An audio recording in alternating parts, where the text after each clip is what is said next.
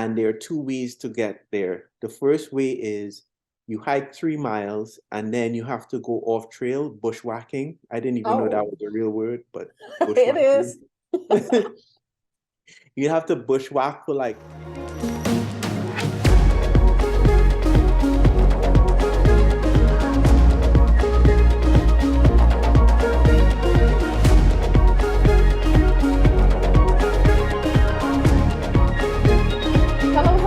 Hello, and welcome to another episode of the Black Female Landscape and Nature Photographers Photo Talk. We are super delighted to be talking with Jamel Bland as we continue highlighting our Black men in outdoor photography. How are you, Jamel? I'm good, Keisha. How are you? I'm good. You staying Thanks for warm up having here? me. You're welcome. You're welcome. So, I'm really a big fan of your work. I've, been Thank you. following you for a while, and And I've I been was following telling you too. telling Angela we need to get him on here. Yeah. So let's start this by telling us what city and state do you reside in currently? Yeah. I just moved to Seattle, Tacoma, the Seattle Tacoma area, which is in Washington State. Mm-hmm. And before that I just moved here last year in May. Uh-huh. So before that I lived in Massachusetts for about 9 years. Oh, And that's actually where most of my photos are from. Kind of okay. making the transition over, but yeah. So is there a big difference? Or is the Yeah. landscape? Oh yeah. I mean, so I think like in the Northeast, things are a bit more, intimate, close, smaller scale and everything. So whereas out in the West, it's like these big mountains with big Mhm. landscapes Right. and like this huge variety of different types of geology and biomes and stuff. So you could go from rainforests and coastlines with sea stacks to volcanoes and all these Okay. snow-capped mountains and deserts and stuff. Yeah. So are you more interested in the grand landscape or intimate?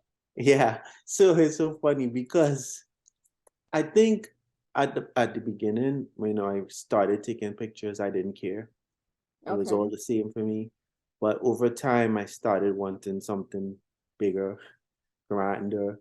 Yeah. Just kind of fell in love with those huge sweeping landscapes and stuff. So um, I think that if I had a preference, it might be the bigger, more Okay. wide kind of grand landscapes, I guess. I Okay. don't know So why. how long you've been into photography? Yeah, I've been into photography for a while. I think I was started to be serious about 2016, 2017, and I Okay. wouldn't even call it serious. I didn't know what I was doing really. But I got a on my on one of my jobs I had to take pictures, and when I would take pictures sometimes there'd be eagles around. Oh, So I'd use the digital camera to take pictures there, and then as time went on, I started to I bought a camera, a Panasonic camera, and started using that, okay. little point and shoot. Mm-hmm. And then I think sometime in 2016, my manager, who was into photography big time, he was like, "Hey, there's a sale going on. You should buy a camera. It's a good price, like Right.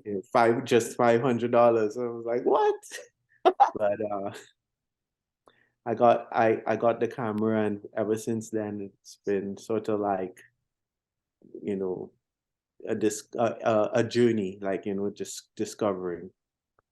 So you said you photographed pretty much, I guess, some wildlife, but that you didn't want to continue in that? Yeah, Keisha, like I'm sure you gravitated towards landscapes. Mm-hmm. Um, I did too, and I think it was just, a combination of all the things that I really liked, the planning and the the just hiking, being out in nature and stuff like Okay. that. Um, that's what I really wanted to do. That's what I was really attracted to. I mean, I can't really explain it, but I was never really interested in, taking shots of people and Yeah. buildings, not too much, Okay. just one of those things that, you do what your soul kind of tells you to do. Right. So do you have anyone in your family that do photography or? Yeah, yeah. It was surprising because I honestly didn't know, like my mom's side of the family, my mom always had a camera, and her side of the family, if you ask me, they're artists, right? And Okay. we never really claim it because, in reality, at least I'm 43 years old. Okay. Back in the day, Okay. they were like, you can't make money being an artist, so forget about that. Not And back then. not back then, right? Right. So I always wanted to do art. I always loved art. Okay. Couldn't do it. And of course your parents trying to just protect you, right? Trying to Right. make sure you're on a good course. And not that art isn't. But in any case, when I came to the United States, I met my dad and my grandfather when I was like 24, and Okay. they both were big camera enthusiasts. My grandfather had old Hasselblads, and my Whoa. dad is the one who actually showed me for the first time like a HDR photo. And I was like, how did you do that? Yeah. So he helped me get into he helped me get into photography as well. Okay. So it's already in your blood then. I would like to think that, yeah. Okay. So you mentioned HDR. Yeah. Do you do HDR now or? Nah, I'm sure you've seen those videos and stuff, or whatever, how people process these days, but I still use the technique in the sense that I'm sort of a cheater when I go to the field, right? Okay. I don't want to go anything that I don't need. And so I just have a polarizer on my camera, on my lens. And I take I take bracketed shots even to this day, Okay. because I'm just like, hey, I want to capture as wide of a spectrum as I can. Right. And sometimes I just from experience I've missed out on certain things because the sky was overblown, or I realized that, hey, if I had done a longer shutter speed here, it might have been a really nice effect and stuff like that. So sometimes I'll bracket, and other times, honestly, I'll just look at the histogram exposed for the sky, and that's it. Okay. So, but yeah, I pretty much travel light when I go out there, and Uh, okay. So even though you still bracket, you don't always merge them into an HDR. You just nah, yeah, because you know how it is. It's like HDR is just you press a button, you get the picture, and maybe right. they give you 10 or 20 choices sometimes. Right. When you're going through the learning phases, that's always nice. It's like you see like this, it's like winning a prize almost. But now I want way more control over the editing process. And Okay. so I'll go through and I'll do, different types of masking and stuff to get the effect that I want. So, some people think that it's the camera rather than the photographer who creates the image. So, what do you feel? Do you feel like it's the camera, the photographer, or do you think it's both? Yeah, so I think the camera is a tool, and I definitely don't think that you can say that it's all the camera. I think you got to be able to use the camera to get the effects that you want. You Right. got to be able to. The composition is everything. There's some luck involved, right? Because the Right. conditions, right, could be very, very different from day to day and stuff like that. So I honestly think at the end of the day, it comes down to like you as a photographer, what's your vision? Right. Right. Um, and then as I've learned the hard way, you gotta if you could adapt a little bit to this, what's happening in front of you, and be present and let the scene unfold. Maybe there's something that you didn't even think of that's there, you know, that's good too. That's a great, that's part of the skill of being a photographer, I think, you know. Yeah. So but I would say this. I thought about the question some more, and part of me realizes that there's also the part when you do the post-processing as well. It's like, unfortunately or fortunately, whatever the case is, Right. it's a really powerful tool as well, you know, because I've seen people make effects that are just mesmerizing using post-processing, making the image just, you know, world Beautiful. class in a sense. Yeah. Yeah, that's true.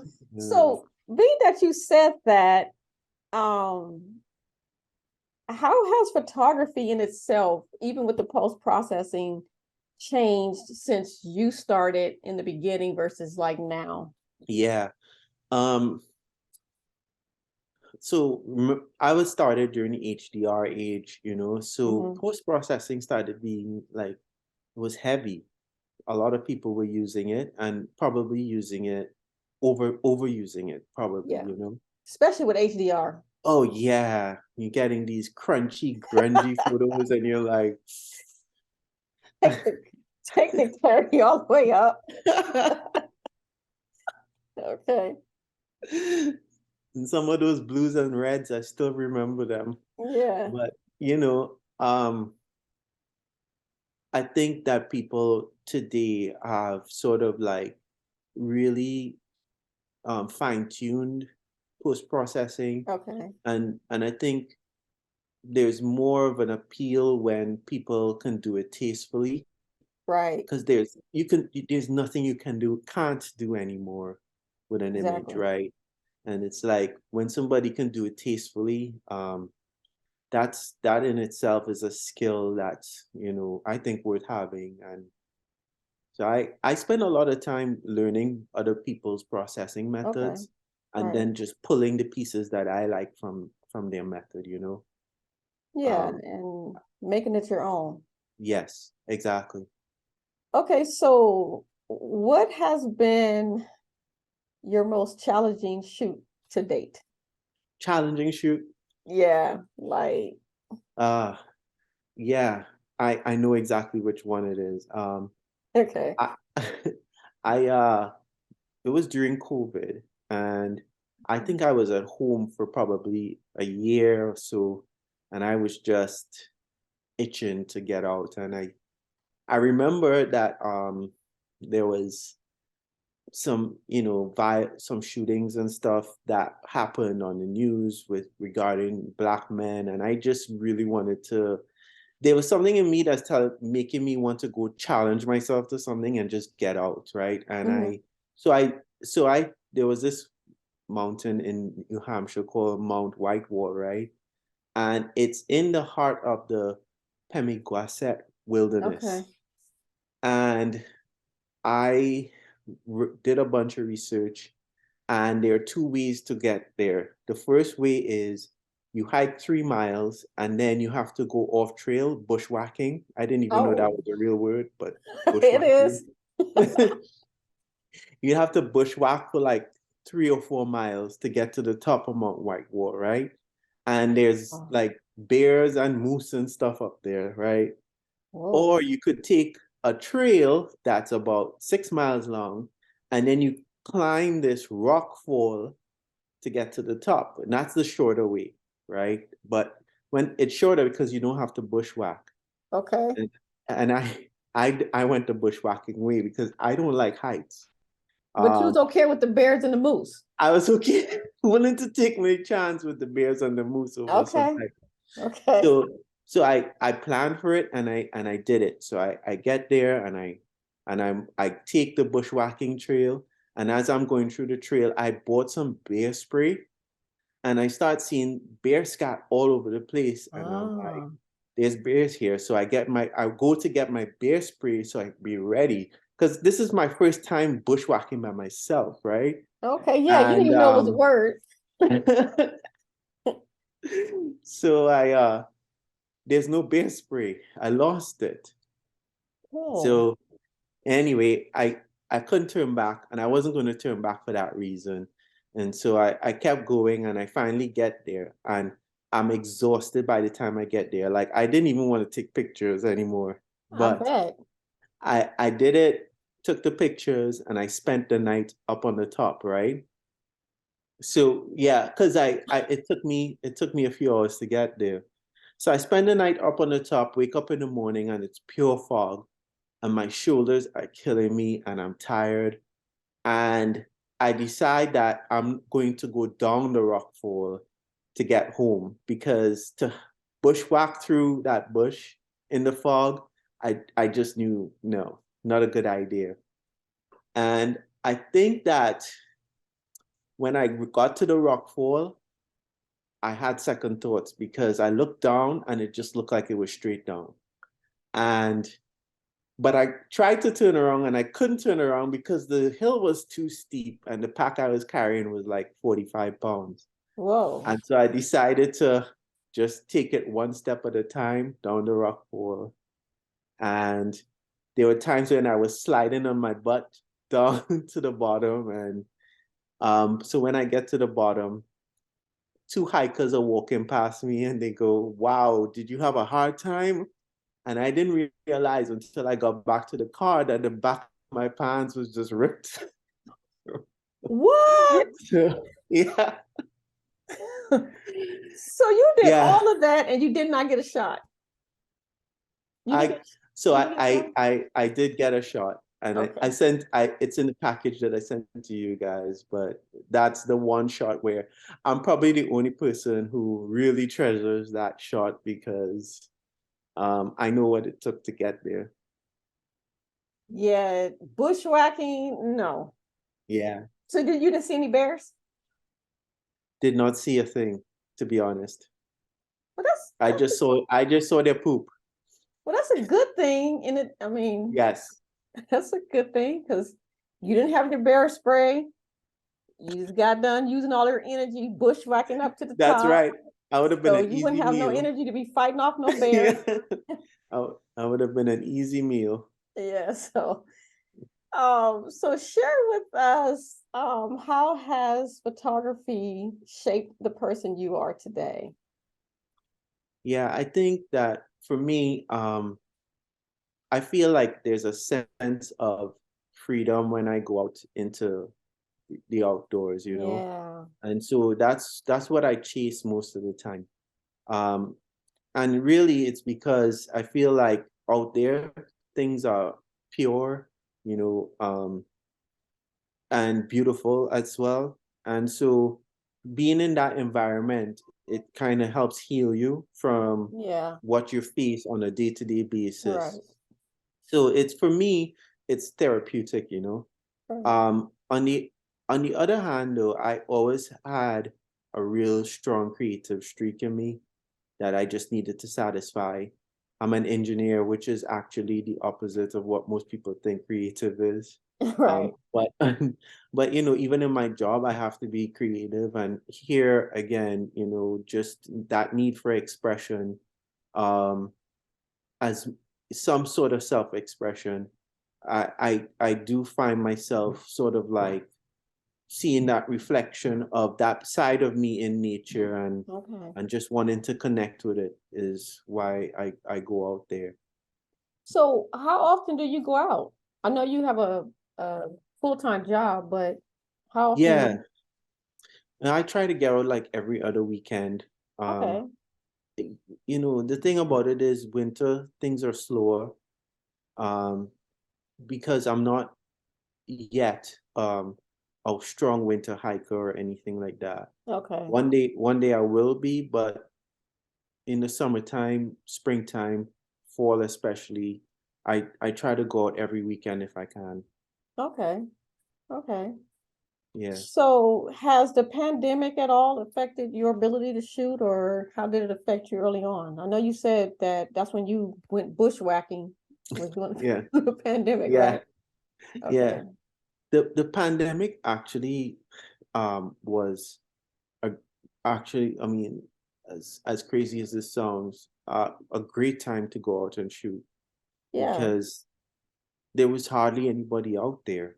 exactly. And yeah, I mean, and so I guess, you know, I would say that the one thing that it did though was I often sold images at art fairs, and all the art fairs were squashed, Hmm. during the pandemic. So that part of that side of things I really haven't picked back up with because it's just uh it's a matter of time, and but at the same time, just getting back into that is pretty, it's just not the time for it right now. But other than that, I would say, other than, you know, hoping for better things, it didn't really affect my photography that much. Okay, so what would you say inspires you to keep exploring and creating? I know you said that your dad and your grandfather um kind of sort of introduced you to it a little bit. Do Yeah. they play a part in your inspiration today? Yeah, my dad shows me pictures every once in a while that I'm just like I'm so proud of him. They're fantastic. Um and my mom loves my images as well, so I get the chance to print some for her, and she loves them. And I have a couple of so I have friends that are into photography, like Zia Okay, Joseph and Tara Workman, etc., who kind of help push me along. My wife helps push me along and stuff. okay. But I'll say that one of the things that really early on that I learned about when I was getting into landscape photography was that there was and we talked about this the last time. There's a group of people, 24 artists who were the Florida highwaymen who basically, you know, went around Florida painting images of landscapes and selling them for $25. Oh, And some of their art is like in the Smithsonian and sells for, $50,000 now. And mm, I look at I look at their art and see what they were doing, and the fact that they were a cast of all Black people, I just very inspiring to me because, there aren't a lot of us. no, And so because of that, you feel like, hey, um, why wasn't there a history of this with us? But there was. right, And knowing that kind of makes you feel like, okay, here I can help take the next step for us in right. this, you know. Yeah. Um, I feel like, just getting connected to that is very inspiring to see that there were people before us that look like us that did this and did it so well. And I see the talent that's out there today Right. with, like, you know, David and yourself and Angela, Thank you. etc., and some of the men that you've interviewed as well. And it's just good to see that. I know when me and Angela Yeah. first started, this it wasn't I'm sure they were I know they were out there, but we just didn't come across them, and Yeah. it seemed like really like every, I don't know, maybe month or something, we're finding more and more and more of us out there that's actually interested in the landscape, nature, wildlife, those type of, photography, Yes.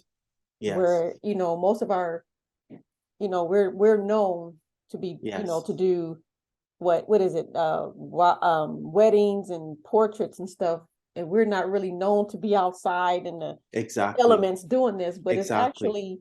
it's actually fun. It's like super fun, to go to a place and take a photo of it, and just like you said before, be out there with nature and just leave all the worries behind. And it's Absolutely. great to be out there.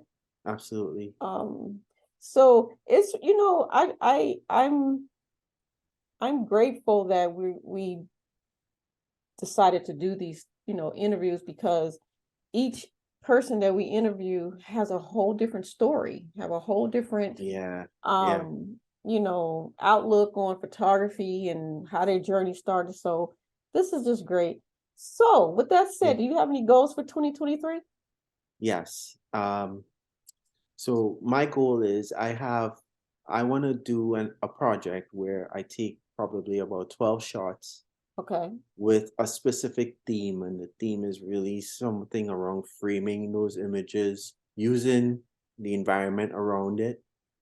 I know it sounds simple, but I even last week I was out there trying to do it, and it was not what I hoped it would be. But you know, it's one of those things where it's like a challenge for me. Right.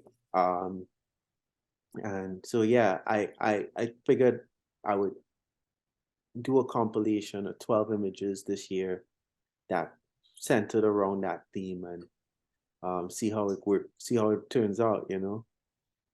Okay. So the one that you just did that you said that was kind of Yeah. challenging, you're gonna do that, you're gonna revisit it and try it again? Now, you know what, Keisha? I wanted to get there was a mountain in the background, and then there were two sort of like trees that were separated from one another with snow sort of depart like just on the top of the boughs of the trees, right? And that tree made sort of like just a little window for you to see the mountain through it. And that's exactly what I wanted.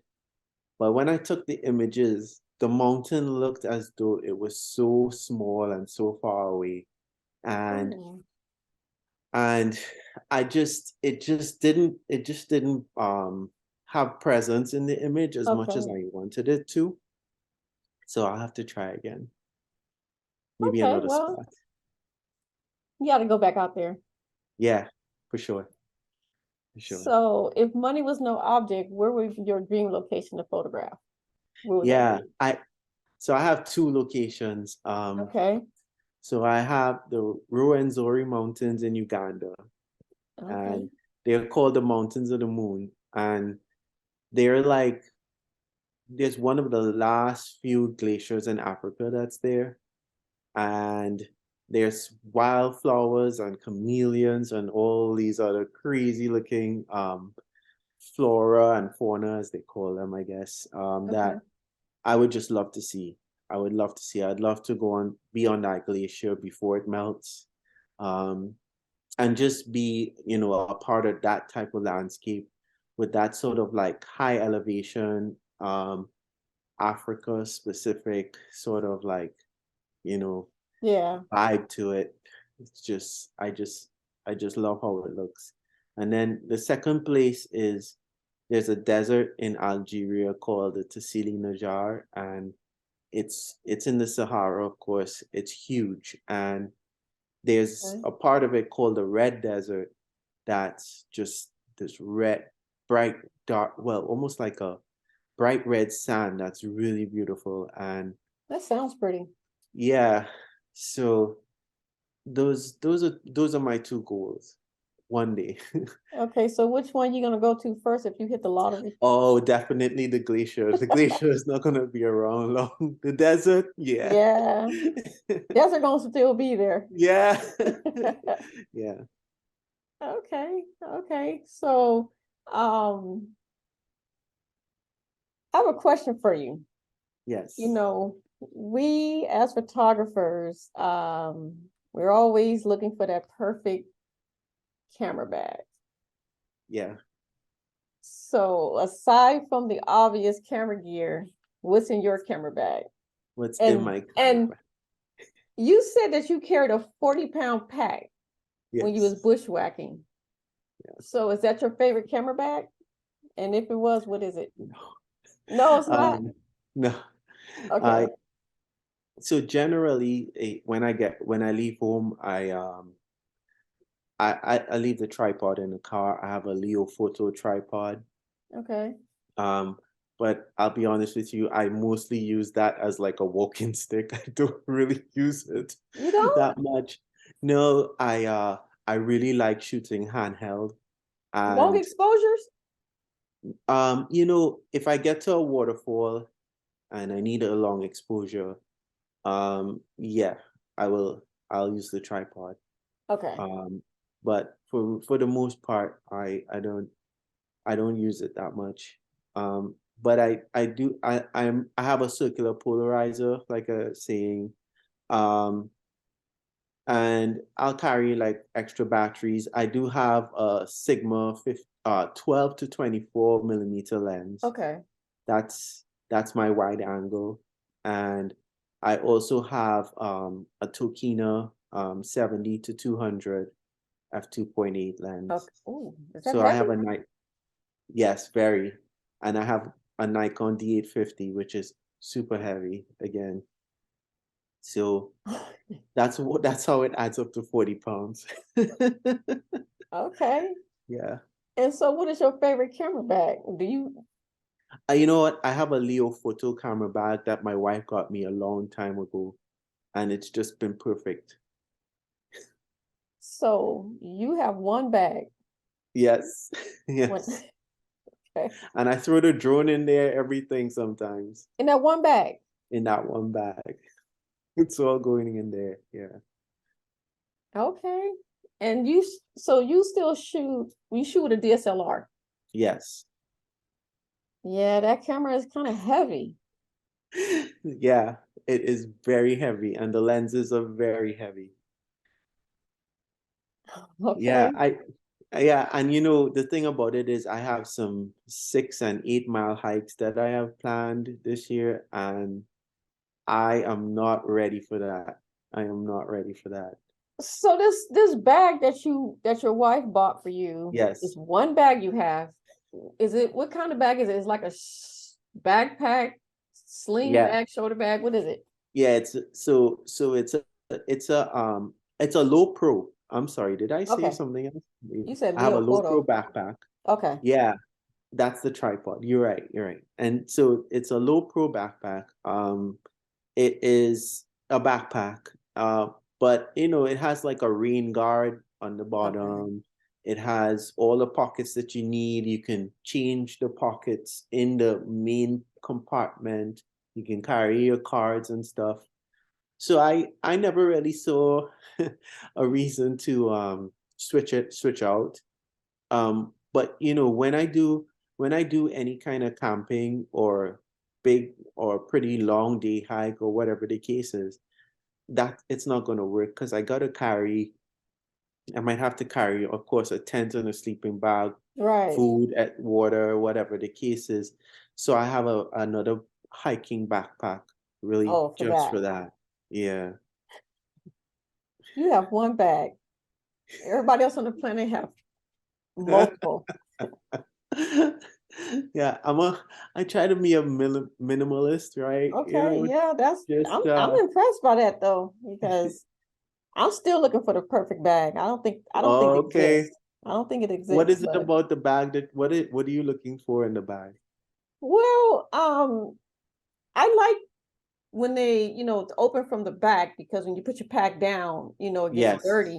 But Yes. they're not comfortable. Like on my Yeah. shoulders, they Yeah. dig into my shoulders, and That's right. women and men, we're built differently. So and Yeah. most of the bags are made for men, and Yeah. they're just not comfortable. Yeah. Yeah. I hear you. So what so us photographers, we're on our feet a lot, hiking, walking, standing. So what would be your favorite shoes for outdoor? Yeah. Keisha, I said I was going to look up the name of my shoe and I didn't. Okay. Um, but honestly, the one I have my eye on, maybe we can talk about that one. I Okay, do what you have have your my eye eye on on? a pair. I On do have what? my eye on a pair of Sportiva boots. Okay. Um, they're some pretty nice all-terrain boots. Okay. And I think that will help me in a lot of situations because now I'm starting to do winter hiking. So I have some crampons and stuff like that. Okay. I need the boots to go with that. Yeah. Um, uh, and I need to get, just a couple other things to kind of help me with the weather, especially the snow. So that's kind of what I know I need to get in the future. But in the summertime, the most important thing for me is a mosquito net. Just Okay. yeah, it's it gets really bad sometimes. So Okay, being that you live in the Pacific Northwest, do you have a favorite cold weather jacket? no, I don't. But I'll say this though. I would I usually layer because in Okay. Massachusetts I learned that, first I don't like to wear gloves doesn't make sense to me anymore because what ends up happening is that when your hands are away from your body, they're going to get cold anyway most of the time. So I Okay. just put my True. hands, tuck them in until I need to use them, right? And Okay. your body usually keeps your hands warm. And when you're hiking a really hard hike, especially in the winter, I just find that layering is better because you start sweating a lot. You don't That's want that true. moisture to accumulate on you. So Mm-hmm. you got to be able to take off, put back on, depending on the temperature. So you know, I one day, one day it will be good to get a good North Face jacket that is like or Gore-Tex or something like that. Yeah. I don't. I will buy gear when the time is right. You know what I mean? Yeah. When I need that gear to match what I'm doing to make me more comfortable Right. in whatever condition. That's how I think about it at least. So do you have a weather preference? You like the heat, you like the cold. You lived in New England area, so that's pretty cold Yeah. over there. Now you live in the I'm Pacific Northwest. yeah, I'm originally from Trinidad, so Oh, that's I like hot. very hot, very Okay. hot. But when I go back there, I'm like, wow, what's going on? This is too Yeah. much, right? But um no, I don't have a weather preference, but I'll say that I like conditions where um it's a bit cloudy, a bit foggy, um, because it gives you more to work with in terms of that extra element. Right. And especially if there's light coming through and it's periodically there. So you can take a number of images of the same thing, but because of the changing conditions, it looks completely different. And That's then when you true. add in the changing the angles and the composition, in one place you could end up with a lot of really, really good photos All right. just because the elements are there. Um, that rarely ever happens, to be honest. And so I find that, like we were saying earlier, being able to adapt to the situation is more where my mindset's at. Okay. Yeah. Okay. Yeah, so you done lived on the East Coast, now you're on the West Coast. Yeah. So you seem like you're adapting pretty well. Yeah, I always love this area. Yeah, So it's to me, beautiful it's over there. just, yeah. You have or you're going to? I've been to actually I've been to let me see, I've been to Seattle before. But I Yeah, wasn't there long enough to really do anything. got I it, went got to it. Snoqualmie Falls, Yeah, so I I went know. there. And then my husband and I we went to Portland, so I was Yeah, able to, photograph, the coast over there. But I it just you have to be over there for a long time because it's just too much it's a lot to you, photograph you over there. got it. You got it. And it's Yeah, exactly how I felt last year when I first got here. It was just overwhelming. I was like, where do I start? You exactly. know? Right, right. So what advice would you give someone who is just now starting out? What advice would you give yourself when you first started? Now, knowing what you know now.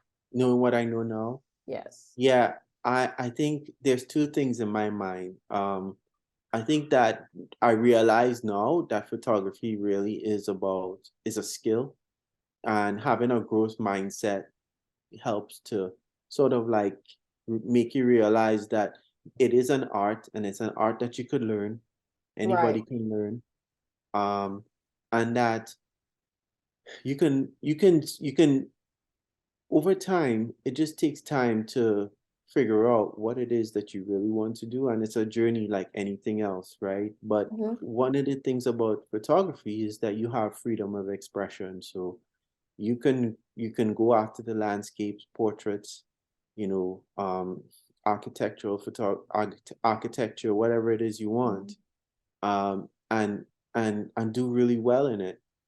I think I would tell myself though that one of the things that I realized that I wish I knew is that there's, I came into photography thinking, well, what makes a picture a good picture? Right. What makes an image a good image? And to this day, I'm still trying to sort of answer that question. And I think to me, that's what photography partly is about, is trying to figure out for you what is a good image. And so you kind of learn the basics, the theory, the rule of thirds, you know, you learn basic editing Right. and composition or whatever the case is. But then after some time, those those that kind of like primal urge that you had takes over, and you have to let that guide you so you could start making your own style, right? Right. Because you don't want to just be copying and comp stomping people. You want to be able to create your own style, your own signature of work.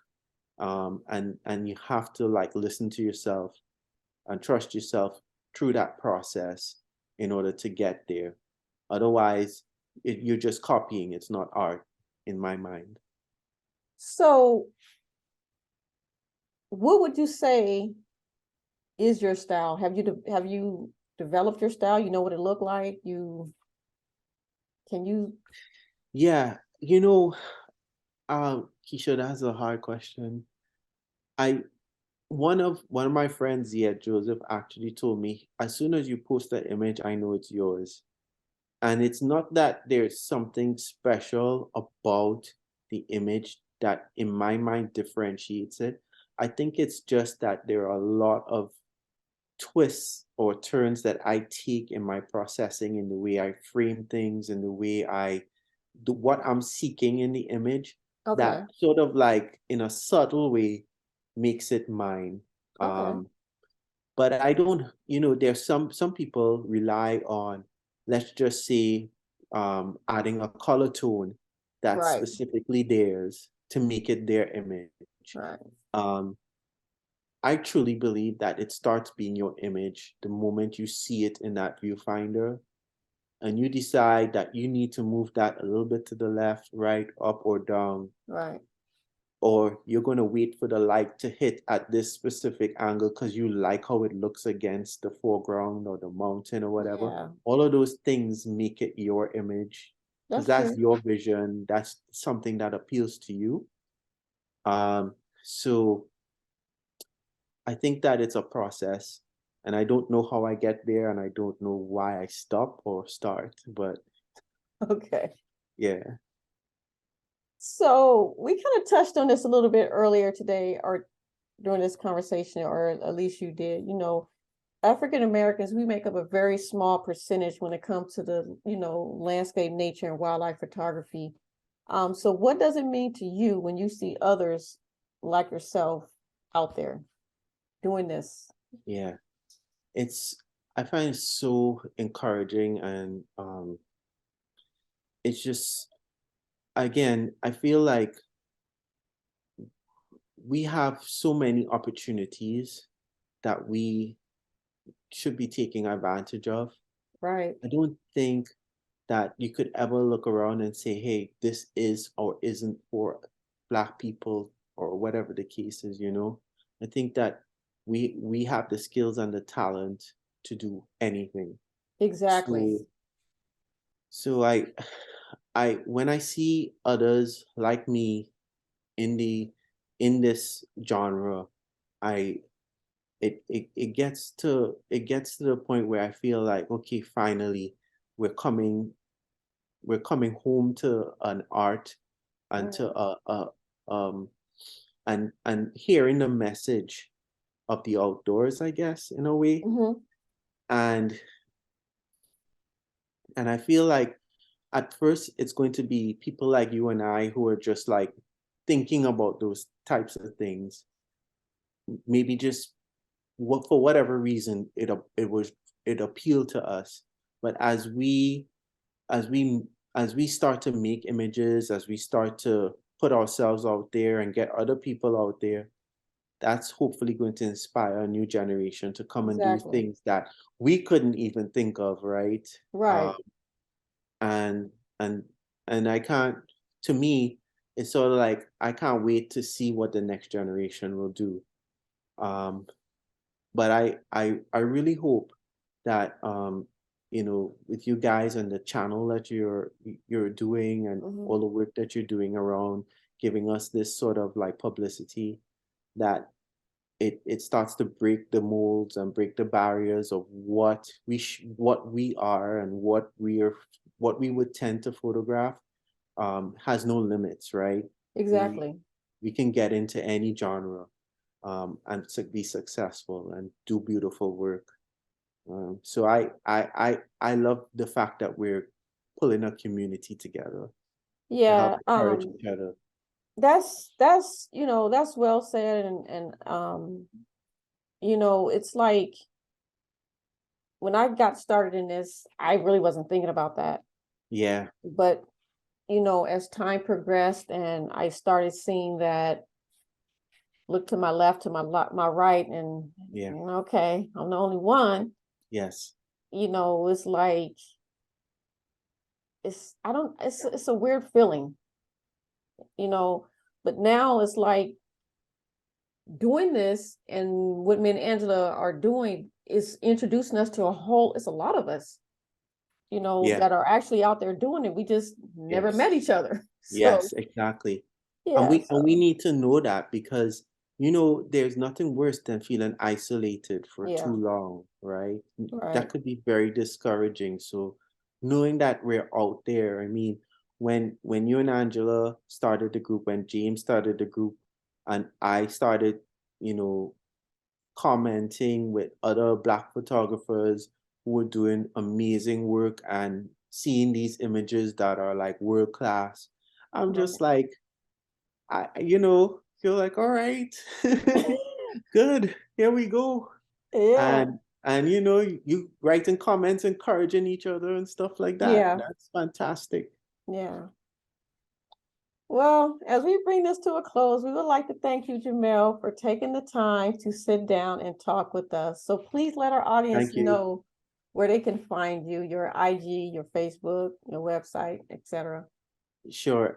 So thanks again, Keisha. You're welcome. Um, I really appreciate the opportunity. I love what you guys are doing. This is Thank you. awesome. And so my IG will be J as in Jack, RB Public 79, and my website is Okay. jamelbland.com, sorry. Okay. So I have all my images there. I usually, if somebody wants to talk to me about anything, it could be post processing, it could be, hey, I'm just starting out and I Okay. want to learn, what do I do? I'm open to any sort of conversation there. Okay. I just want to be able to showcase my work on a website and let people contact me and let me know what they think. So um, Okay. yeah, Well, thank you. And all of Jamel's contact information will be in the description below. So please make sure you go check out his work and show him some love. And this concludes our segment. And we would like to thank our audience for watching, supporting, and please make sure you like and subscribe and share this video. Thank you. thanks, Keisha. Bye, Jamel. Bye.